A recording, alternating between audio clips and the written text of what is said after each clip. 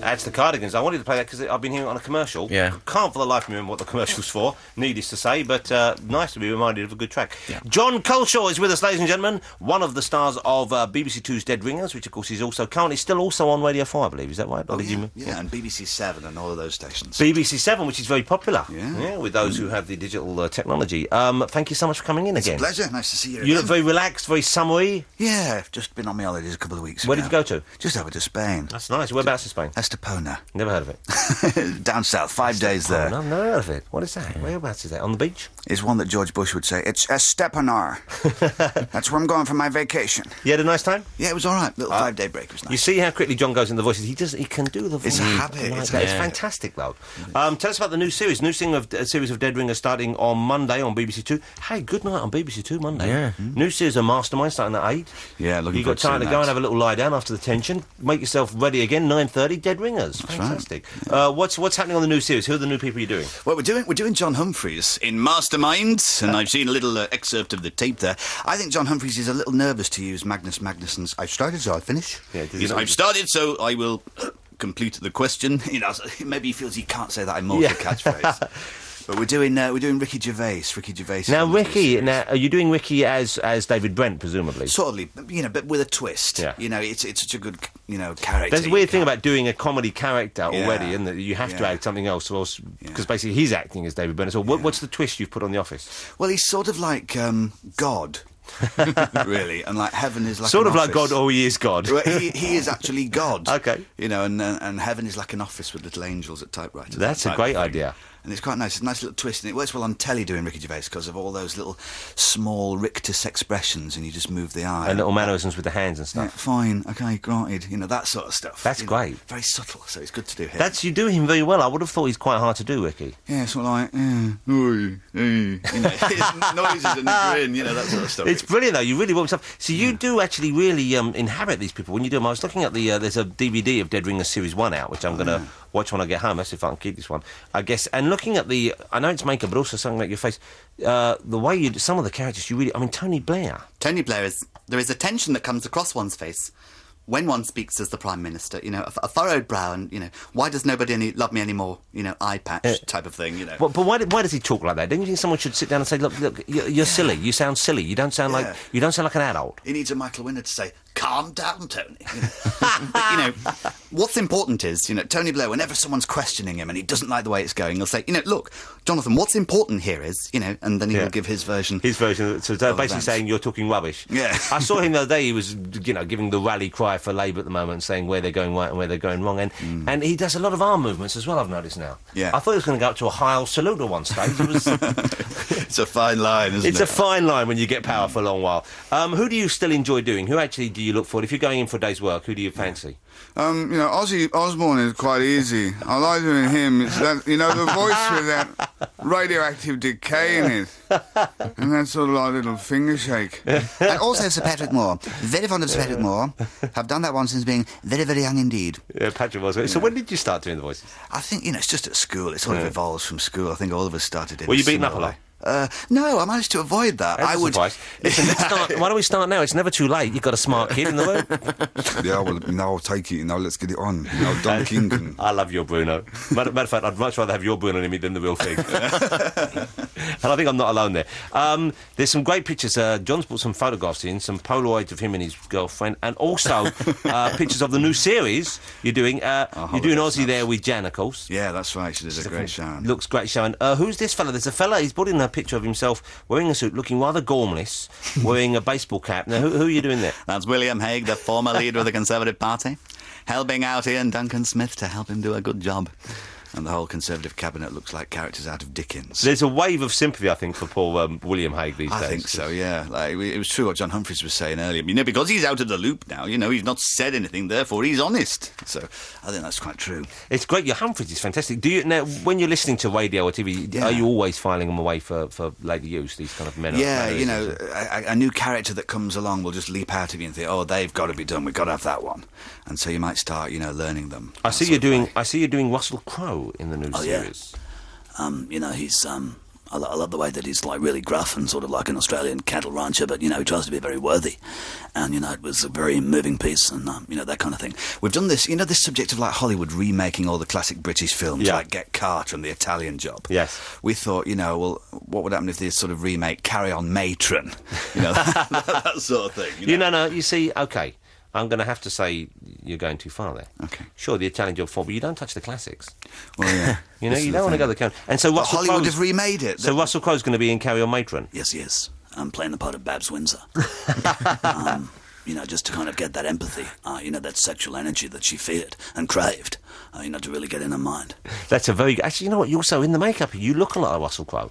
Yes, scowl. Which is quite a nice thing to be told, I imagine, because, the ladies like him, and I would have thought you don't get a lot of that sort of action. Unless when, the makeup comes off and I have a shave. And, then I look more like Rory Bremner. Talking very, very quickly indeed. You are really the poor man's Rory Bremner, aren't you, John? I don't think so. He's very, he's very, particularly satirical, and he's getting on a bit. He's nearly 60 now. He's doing his politician's It's work. dull. His show's dull. Let's face it, it's over now. Him and the two Johns, forget about it. It's only for the old folk. It's for the elderly. Is there rivalry, though? And I'm sure there isn't that much, but, I mean, people must always ask you what you think of Rory, what you think of Alistair. Yeah, well, we've all worked together for quite a long time. Me and Alistair went Spitting Image years ago. And we've all sort of like grown off and developed in our own sort of way there. And we've all got different styles of humour, really, and different flavours in the show. Like Dead Ring is different from Alistair because we're topical and we do all the presumably you record much closer to broadcast, do you? We're doing it all tomorrow. All tomorrow. Wow, that's a real turnaround. Well, a fair bit of it anyway.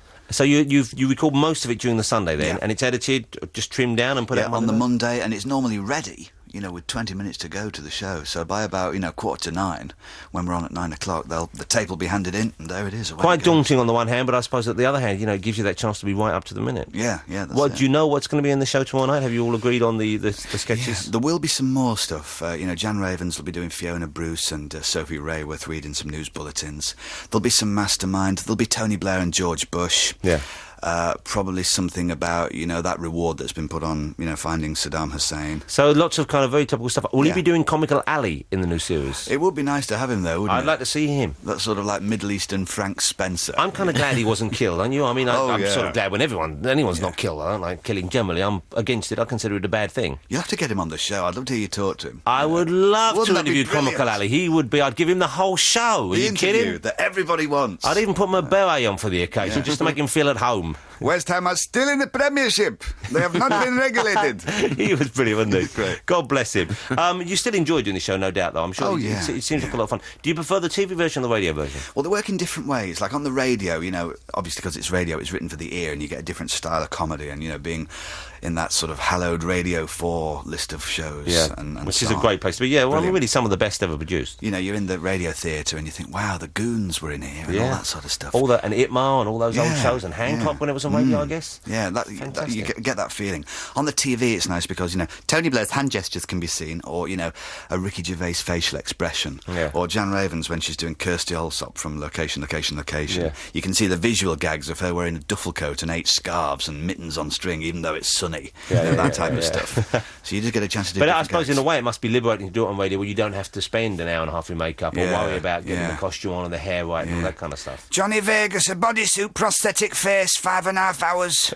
And you're here, you could turn one like that. Actually, you want to watch yourself. If you drink too much and eat too much, you could very easily be a Johnny Vegas lookalike. I know it could, just sort of like the way they computer enhance images to make folks look bigger. If they did that to me, you'd get Johnny. It's fact, but isn't there? There's a similarity there. Similar eyes, yeah. You can tell whether you're going to be able to look like someone in the sort of shape of the eyes and general face, I suppose, but eyes really do carry it. But you do have a face which lends itself very well to being made to look like other people. Yeah, it's a bit bland. It's a good place to start from, isn't it? Ruggedly handsome, that's what I would have said. Not bland. Well, thank you. He said what I've said to your face. Let's play another track. We'll talk to John some more after this. What are we going to play, Andy? You want this? Oh, yeah, let's play this. This is great. They've just re-released it. I used to have this years ago, and I know you like it. I've got it, yeah. This was Robert Mitchum's Calypso album. You know, the Robert Mitchum, movie star Robert Mitchum, who always looked like a door when he walked onto the set, I thought. He was like such a huge bloke, great actor, made some great films, and he had a Calypso album out, I think either late 50s, early 60s, and the track we all knew and love, of course, best of all, was Mama Look a Boo Boo. It's a simple fact, there's not enough Calypso on the radio these days. No. You'd have thought with a digital radio station, they'd be like, BBC 9 would be all Calypso channel. Especially not from Robert Mitchum. Come on, Robert Mitchum, you know how he proposed to his wife, apparently? How did He he said, do? marry me and you'll fart through silk for the rest of your life. Now, if that's not romantic, I don't know what is. That apparently, he's substantiated that. That's what he said. Oh, of course I'll marry you, Robert, now that you've said that. Who was he getting married to there? Phil Mitchell? What's that voice? I don't know, I just made What was it up. that? Some sort of gruff bloke. It just came out of nowhere. John Culshaw can be seen on BBC Two Monday night, 9:30, the brand new series of Dead Ringers. Radio 4 is still kicking on. There's a DVD out of the first series, and there's a new CD of the Series 9 on radio of Dead Ringers. yeah. You said you're doing Ozzy Osbourne. How hard is it when you're doing a character like that who's already, not only is very popular, kind of comical in their own way, but also is being impersonated by others? I've seen Alistair McGowan do him, Avid Merrian does him in a weird sort of way. I mean, just about everyone tries to do an Ozzy Osbourne. How do you find a new spin on a character? Yeah, you just gotta, take a look and see if you can find it. You know what I mean? I just think, although that sort of fine line between comprehending him and not.